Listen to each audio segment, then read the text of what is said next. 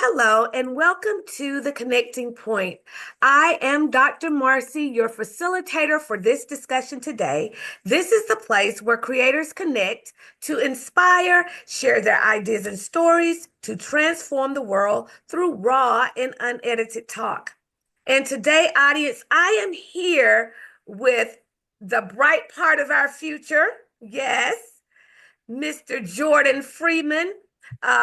I had the privilege of being an instructor this semester at Spelman, and I had the awesome double privilege of having some Morehouse students in the class as well. And Jordan is one of those Morehouse leaders. Jordan, welcome to the Connecting Point. Thank you. Thank you. And Jordan, can you tell the audience a little bit about where you're from and Mhm. where you are now? So I'm originally from Cartersville, Georgia. It's about an hour-ish, like northwest of Atlanta. But now, of course, I'm at Morehouse. I'm in my junior year. I'm studying early childhood education, and I love everything HBCUs, everything Atlanta, even though Atlanta gets a kind of bad rep sometimes. I love Atlanta. But yeah, that's where I am right now. Okay. Well, audience, I want to share a little bit about why we're here today. We're here, first of all, to shout out the type of education that our students get at HBCUs. And we're also here to talk about the importance of seeing some of these students who are at HBCUs develop the skills needed to go into the classroom to teach our children. And so Jordan has been just a bright sunshine in class, and he does all his work, yes, with excellence. And I said, this would be a good thing to do today. So Jordan, first of all, tell me a little bit about what is it like to even be a student at an HBCU? Honestly, I feel like being at a HBCU to me is very similar to being at home. When I think of home, I think of laughter. I think of us connecting. I think of certain inside things that only we might necessarily understand. And so when you go to an HBCU, you experience that type of connection and you experience a range of diversity, just like how at home with your family members, there's all types of different types of people. There's still the same thing even at HBCUs. And being at an HBCU, like I said, to me, it really feels like home, and it feels like my identity, all of my identities are valued, and it feels like I'm in a classroom or I'm talking with professors who actually care about me and who actually see me as a cultural being and see my learning connected to my culture. I love that. Now, you are in particularly at a renowned HBCU, Morehouse. What is that like? Because, I know it is unique. Yeah. What's that like being a student there at Morehouse Mhm. as opposed to, maybe other HBCUs? Morehouse is really, really strong on that brotherhood, on those values. Being at Morehouse, to me, I didn't necessarily grow up with a lot of like male figures in my life. And so when I came to Morehouse, it was something completely new. And it was something I realized that I was searching for. I knew I wanted to go to Morehouse and I knew that I wanted to, be around excellence, but I wasn't necessarily sure it wasn't clear to me that that piece that I needed to be around more positive male figures. And so when I came, I found this brotherhood, this connectivity that I absolutely enjoyed. It's a lot of like you are expected to be excellent. And the reason why you're expected to be excellent is because the idea is the reason that you're here at Morehouse or other top HBCUs or really any HBCU is that there's already excellence inside of you. So Yes. I feel like that brotherhood is really, really strong. And it's a huge network. It's a huge, huge network. Ah, I'm glad you said that word, network. Now, Mhm. and you're not just networking with the students at Morehouse. Right, right. Uh-huh. Because you're bridging connections between students in the whole AU center. Am I correct? Yes. So, what does that feel like to you to be able to do that with students in other institutions near you? hmm Similar. It's kind of like a sibling, like it's like a sibling type of relationship. I'm very, very glad that it's not necessarily just Morehouse, but that Spelman's also there and Clark and Landon is there because, like I said, it makes that network more expansive. And so, with my major, I'm always on Spelman's campus, and I've been able to really hear a lot about that type of experience and Mhm. their perspectives. And I have a lot of friends at Clark. So it just really opens up a huge network. Mhm. Now, I remember, Jordan, this was my first experience teaching on a college campus in this capacity. And I remember my first day, you were already in the classroom. Yes. You were there before I got there. Mhm. Now, I don't know what I'm gonna get into asking this question, Yeah. but I need an honest response. Mhm. What did you think when I walked into the room? What was going through your mind about what to expect in this class? I think one of the first things that you did was you gave me a hug. And I myself, I'm a big hugger. You walked in with all this energy. I said, okay, we're about to get into some music. But I felt your energy and I felt like even though you just met me, you still saw something in me. You still cared for me. And so I felt that in that hug. And like I said, I'm a hugger myself. That's Mhm, my way of mhm. like showing I love you, I care for you. So yeah, I saw your energy and I was like, ooh, I'm excited. And that often comes with HBCUs too, because Yeah. uh-huh, I went to one. If you can see my shirt, I'm gonna stand up a little bit. Uh-huh. I Yeah. went to one in the area hmm as well, and I experienced that same kind of love hmm from my instructors and the students around me, and there are bonds that will never be broken. Right. Oh my goodness. I still talk with many of my classmates that I had, those who were in my major to this day. And it's Right. been 30 or more years since I graduated from Morris Brown College. My daughter's at Clark, Atlanta. I'm just a HBCU lover. Can't help it. Right. Can't help it. And my goal coming in was to make sure that you all succeed hmm with excellence. Not coming in like the whip. That's that. And I hope I didn't do that, Jordan. Yeah.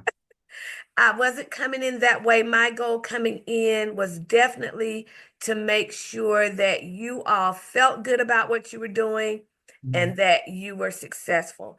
Now, there were two, you're in the education department. So, hmm audience, he's a pre-service teacher. hmm And I came in calling you educators because that's what you Yeah. already are. You have it already in you.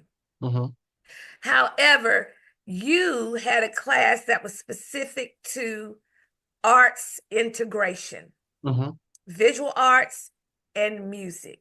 hmm Tell me about both of those experiences because you had art first, and then I came in and did the music component. Yes, so the class fine arts, it's like fine arts content and methods. It's like Dr. Thurman said, it's split up. The first half of the semester we did like visual arts and like trying to integrate art into like the different subjects. And then the second half of the semester we did music.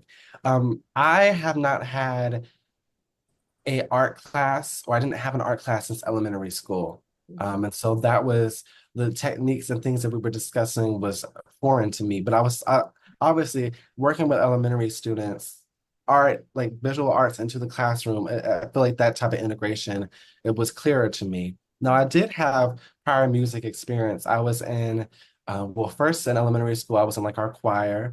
And then all throughout middle school and high school, I was in the band. So music concepts were not unfamiliar to me, but I was still like, how am I going to integrate music with math or music? Like it wasn't as necessarily clear to me, but by the end of the semester, I saw ways in which I could integrate those subjects. So, how important do you think it is to integrate the arts across the curriculum?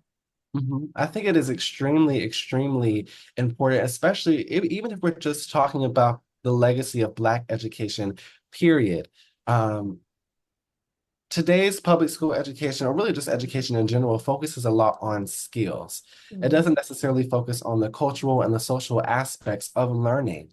Whereas when we talk about Black education and we look at the archive that is like the Black education legacy, we understand that when they were educating themselves, it wasn't just to gain skills, it was also to Mhm. liberate themselves, Yeah. to free themselves. And art is a crucial aspect of being able to liberate yourself because you have to be able to communicate how you are feeling kind of deep inside. And there are multiple mediums of art with which one can do that.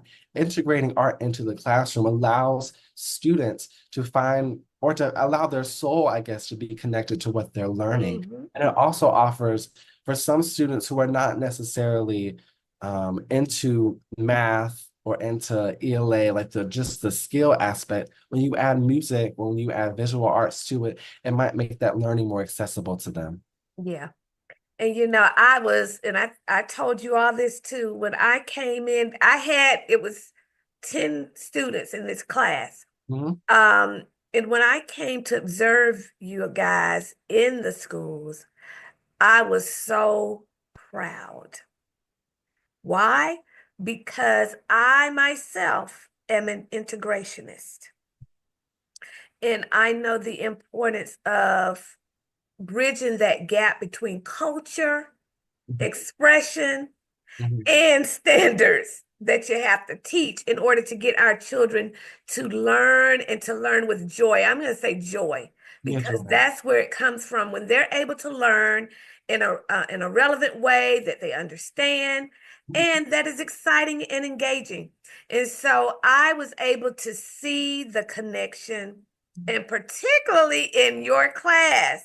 Mhm. Jordan, can you explain a little bit about what you did when I came to observe your teaching? Yes. So for one of my other classes, I had to also do a lesson. And what I did was I did like a Black folktale lesson, and they were focused specifically on the character Anansi and the character Brer Rabbit. And one of the things that I wanted them to do was to see the connections between these two characters, to see the connections across the African diaspora, and also for them to find Black language within stories and within education, like how their grandma speaks, how they speak, how their auntie speaks, how their mother speaks, and to find that educational value for that.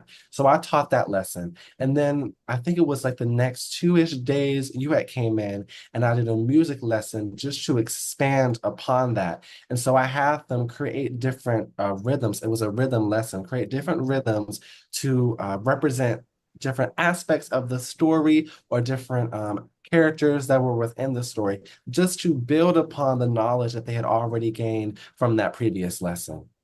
And I mean, I told you it took a lot for me not to even jump in because, if I'm coming in to observe, I'm not supposed to jump Yeah. into the lesson, but that's how good it was. And it gave me hope for the future because when we have teachers going in already knowing the power in arts integration, Mhm. then we're ahead of the game. When I came in as a new teacher, I didn't know anything about that. They didn't talk about that. That I don't know if people knew a lot about it. I had to discover it as I was teaching a way to get my children to learn. Because let's be real, our community is different. We are unique Mhm. in how we learn and what we need to learn and what we need to get past some other things that's going on in the community. And what was that thing I told you that was important that everybody's lesson had in it? SEL? SEL. Yeah. You got to make sure that our children are socially and emotionally well enough to learn. Right. And so when you're adding the music, the art, the movement, because we moved around, we had some movement too in class, and setting the atmosphere. Jordan, can you tell the audience what I mean by setting the atmosphere or the environment for Mhm. learning? So whenever Dr. Thurman would come in, if we were talking about, let's say, like rhythm, that day. We would do a certain exercise where we would have to like move, we would have to listen to the music. And if you look at the standards for music, those are like different aspects of standards, being able to listen, being able to move, being able to play. And so it just set the environment for what we were going to do that day, what we were going to learn that day. So we were already, before even having an official lecture on the material, already engaging with it. Did you feel uncomfortable having to move? Because I kind of feel the room, Mhm. and I noticed some people kind of was like, what is she doing? What are we going to be doing? Did you feel uncomfortable at any moment when we would set the environment? I would say for me, no. I enjoy dancing. I enjoy listening to music. And moving around. So to me, it wasn't uncomfortable. But you do see how well your students, when I came to observe you, how Hmm. well they hooked on to what you were trying to give them. Hmm. And I did too. And I also noticed that by the end of your lesson, the students knew exactly the point of integration. Hmm. They may not verbalize it like we do, Right. but you could tell they understood, okay, now I'm connecting um, the language aspect to the musical aspect. Right. And so that is also why it's so important that there is collaboration between the regular classroom teacher and the music teacher Hmm. and the visual arts teacher. Right. Now, did you get a chance to, while you were in the building, did you get a chance to even talk with those different teachers, the music teacher and the visual arts teacher? I had an opportunity to. I've sat in on some music lessons with my students. So I'm with fourth grade, and so the classes are departmentalized. So there Mhm, will be a class in ELA first, and then they'll switch over to science, and then class in science first, switch over to ELA. And so while one class has music, the other class will have visual arts. So I would go kind of back and forth. I spoke with the visual arts teacher, I spoke with the music teacher. I was also able to sit into like Spanish classes as well. mhm. Very good. So, Jordan, I just want to tell you how very proud I am. I'm Mhm. excited to see what is next for you. So, what are your aspirations, Jordan? Mhm. At you will be a senior Yeah. next year. Hmm. What are your aspirations for the future? For the future, I know for certain I'll teach. I hope to teach in a predominantly Black area because I want to take the knowledge and the lessons that I've learned from both Morehouse and from Spelman and put it back into the community and really to the youth. I feel like I don't experience as much joy as I do when I'm working with children. Mhm. That just gives me so much light. I also would love to go to grad school as well. Maybe do something around literacy because literacy really is something that I'm passionate about. But really, yeah, just it's just loving and nurturing all children. That's my ultimate goal. And Mhm. I'm already doing that now, and I have been doing that for a while. So it's not necessarily anything new. It's just continuing on and growing my ability and my capacity to do so. Excellent. Now, Jordan, I always do this on the connecting point. Mhm. If there was a pondering point, something you want the audience to ponder on, what would that be? I would say when you are working with children, specifically Black children, make sure that you are doing your best to honor their identities and you don't let respectability politics or anything like that get in the way from you being able to connect to who they really, really are. I Mhm. see often, and this is done even by Black educators, the silencing of some like language, like how they speak or how they move or how they tip, how they like to wear their hair. You have to make sure that you're honoring them and seeing them. If there's some aspect of their identity that is making you uncomfortable, you must then do your own work and your own due diligence of finding that out why that makes you uncomfortable yourself. So I would think, yeah, that's my big thing, making sure that you're honoring their identities, all of them. I love that. And speaking of identity, what else did we talk about in class that was important about everybody is? Smart. smart, Right. and has a smart type. So, that's part of honoring identity. Mhm. Everybody doesn't have to be smart in the same place. I love it. Jordan, Mhm. in the event that somebody wants you to come in and talk to a group of young people or share your knowledge about HBCUs, arts integration, how can they contact you without using your phone number? So without my phone number, typically my school email, emails typically were able to come through. So my email is all lowercase, Jordan dot Freeman at morehouse.edu. That's probably the best way to Now contact. spell Jordan out so they can spell Oh, it correctly. Jordan. And then of course Freeman, Freeman. Jordan, thank you so much for coming to speak to the global audience today. I'm proud of you. I know you're going to do extremely well in the classroom. Thank Looking you. forward to you teaching our children. Yes. An audience, like I say every week, if you would like to have a discussion with me on the connecting point, reach out to me at drmarcyts@gmail.com, or you can go to the website, Dr. Marcy's Connections, or reach out to us on Facebook at the Connecting Point for Creators group. It's just a platform for creators to connect, collaborate, network, and it's a source of inspiration daily. If that sounds like something you'd like to join, just send us a request to join and we'd love to have you. This show airs on Tuesday nights at 7 p.m. on YouTube, Facebook, Instagram, Twitter, and on Wednesday nights you can get on KBCN TV. All I ask you to do is share so that others will be able to hear these inspiring conversations. Share, share, share. And until we get this moment again,